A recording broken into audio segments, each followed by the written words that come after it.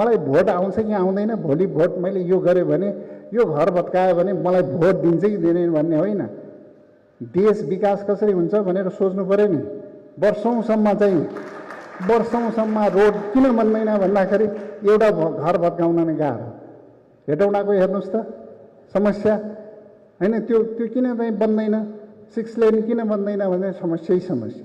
त्यस्ता समस्यालाई रिक्स लिएर अगाडि बढ्नु पर्यो। अदालतले भनेको छ, सबैले भनेको छ मेरो भोट आउँदैन कि भनेर निर्णय नगर्ने र निर्णय गरेर जानुपर्छ। जस्तोसुकै परिस्थितिमा आफू सिद्धि पनि देश अगाडि बढ्छ भने निर्णय गरेर जानुपर्छ। आफू केन्द्रित होइन, देश केन्द्रित भएर काम गर्नु पर्यो। आफू केन्द्रित हुने, भोट आउँछ यहाँ हाम्रो, मैले अघि नै भने नेपालको नेता भनेको पोलिटिसियन हो। धेरै पोलिटिसियन भए, राजनेता हुन सकेन, नेता हुन सकेन, डेभलपमेन्ट लिडरसिप हुन सकेन। Right man in right place, मैले त्यतिकै भनिरहेको छैन। Right man in right place in right time, सही समयमा हुनुपर्छ। सही समय एकदमै महत्त्वपूर्ण छ। उमेर सबभन्दा महत्त्वपूर्ण छ। एउटा भर्खरको 20 वर्षको चाहिँ यङ युवाले एउटा चाहिँ ठुलो संस्था चलाऊ अथवा एउटा मन्त्रालय चलाऊ भन्दाखेरि अनुभव नपुग्न सक्छ।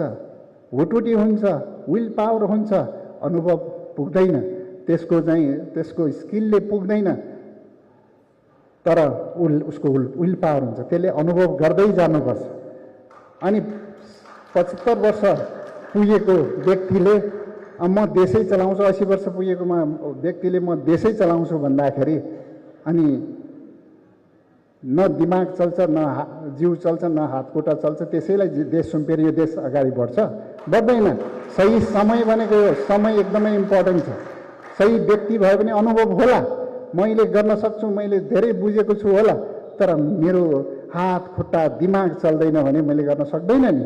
त्यो सही समय हुनुपर्छ र सही व्यक्तिहरू, right man in right place, सही व्यक्तिहरूले मन्त्रालय चलाउनु पर्यो। सही व्यक्ति प्रधानमन्त्री हुनु पर्यो। मैले हिजो मन्त्रालयको कुरा होइन, यो चाहिँ एउटा इन्स्टिट्युसनमा, एउटा विभागमा सही व्यक्तिहरू हुनुपर्छ। एउटा चाहिँ एमडी अथवा चाहिँ डाइरेक्टर सही व्यक्ति हुनुपर्छ मात्रै होइन। अब सही व्यक्ति, उज्यालो चाहिँ अब राजनीतिमा हुनुपर्छ। उज्यालो राजनीतिमा जबसम्म हुँदैन तबसम्म यो देश अगाडि बढ्दैन। देशको परिवर्तन राजनीतिले गर्ने हो। मैले पनि धेरै वर्ष, 30 वर्ष अनुभव गरेँ। परिवर्तनको लागि धेरै एउटा सेक्टर मात्रै परिवर्तन भएर हुँदैन, एउटा सेक्टर उज्यालो भएर हुँदैन रहेछ।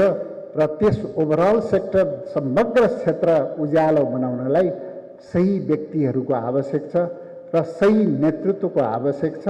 सही नेतृत्व भनेको राजनीतिक नेतृत्व। प्रधानमन्त्री सही भयो भने मात्रै मन्त्री सही हुन्छ, सचिव सही हुन्छ, तलसम्मको मान्छे सही हुन्छ। त्यति भयो भने देश विकासको आधार बन्छ।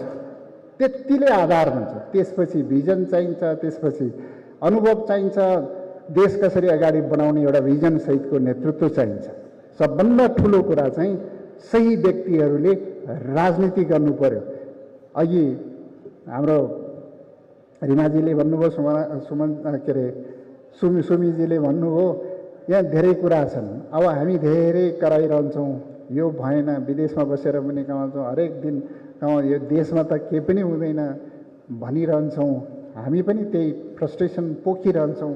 अब फ्रस्ट्रेसन पोख्ने समय होइन, आएर काम गर्ने। जसले फ्रस्ट्रेसन पोख्छ र अहिले विदेशमा रहेर हामी यहाँ बसेर फ्रस्ट्रेसन पोख्ने होइन, काम गर्ने, पोलिटिकल लेभलमा विल पावर भएका मान्छेहरू आउनुपर्छ। यङ पपुलेसन आउनुपर्छ। मैले एउटा चाहिँ म पनि एउटा किसिमले मैले पोलिटिकल चाहिँ क्षेत्रमा, राजनीतिक क्षेत्रमा नआइकन देश परिवर्तन हुन सक्दैन भनेर अगाडि बढेको व्यक्ति हुँ। अब हामीले धेरै कुरा हेऱ्यौँ, धेरैलाई देख्यौँ। अब हामीलाई यदि एकचोटिलाई हामीलाई विश्वास गरेर देशको नेतृत्व गर्न सक्ने अवस्थामा पुग्यौँ भने त्यसपछि जनताले भनिरहनु पर्दैन फेरि पनि तपाईँ नै आउनुपर्छ भन्ने वातावरण हामी बनाइदिन्छौँ। त्यो वातावरण बनाइदिन्छ। त्यो वातावरण होइन, त्यसको लागि सही ठाउँमा पुग्नुपर्छ, टाइममा सही व्यक्तिहरू पुग्नुपर्छ। यो टिमले गर्ने हो, टिम वर्क एकदमै महत्त्वपूर्ण छ। र त्यो भएको हुनाले यो देश परिवर्तनको लागि सही व्यक्तिहरूले अब नेतृत्व लिनुपर्छ। सबै ठाउँमा नेतृत्वमा सही व्यक्तिहरू आउनुपर्छ। एकचोटि चाहिँ सही व्यक्तिहरूले नेतृत्व गरेर देशलाई परिवर्तन गरेर देखाइसकेपछि जनताले त्यो फलो गर्नेछ भन्ने मलाई लाग्छ। मैले बारम्बार भन्ने गरेको छु, मैले युरोप घुमेँ, गल्फ कन्ट्रीहरू घुमेँ, धेरै ठाउँमा गएँ। एउटा नेतृत्वले कति ठुलो परिवर्तन गर्दो रहेछ भन्ने गल्फ कन्ट्रीहरूको उदाहरण छ, युरोपियन कन्ट्रीहरूको उदाहरण छ। मैले सधैँ भन्ने गर्छु, एउटा सानो देश माल्टा, जहाँको रिसोर्स भनेको सानो देश छ, रिसोर्स भनेको पर्यटन मात्रै हो, त्यसको रेभेन्यूको सोर्स भनेको पर्यटन मात्रै हो। जुन ठाउँमा आज नेपाली मात्रै 15,000 काम गरिरहेछन्, उनीहरूको जनसङ्ख्याभन्दा बढी चाहिँ विदेशबाट काम गरिरहेछन्। करिब 5-7 लाख मान्छे चाहिँ विदेशबाट काम गरिरहेछन्।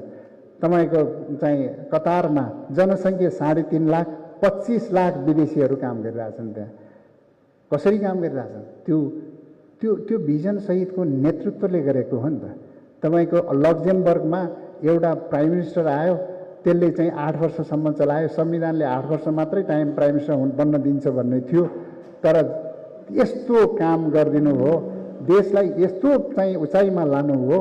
त्यसपछि जनताले त्यो संविधानै फेरेर तपाईँ जति बस्न मन लाग्छ त्यति चलाउनुहोस् भनेर संविधान जनताले फेरिदियो। उसले 20 वर्ष 18-20 वर्षसम्म काम गरेर सो इच्छाले बाहिर निस्क्यो। आज लक्जमबर्ग विश्वमा 1 नम्बरको देश, 1 नम्बरको पर क्यापिटा इन्कम करिब $57,000 पर क्यापिटा इन्कम भएको देश, करिब 57-60,000 छ। यसरी नेतृत्वले परिवर्तन गर्दो रहेछ नि, सिस्टमले होइन। सिस्टम पनि चाहिन्छ, आइडियोलोजी चाहिन्छ, तर नेतृत्व, डेलिभरी, जनतालाई दिने डेलिभरी एकदमै महत्त्वपूर्ण छ। आगामी दिन यस्ता नेतृत्व एकदमै जरुरी छ। देशभित्र धेरै ठाउँमा अँध्यारो छन्, अँध्यारोलाई उज्यालो बनाउने भनेको हरेक क्षेत्रमा परिवर्तन गर्नुपर्छ, उज्यालो ल्याउनुपर्छ। उज्यालो नेपालले यो काम गर्छ भनेर तपाईँहरूले अगाडि बढाउनुहोस्। यो साँच्चीकै देश उज्यालो हुन्छ। धन्यवाद।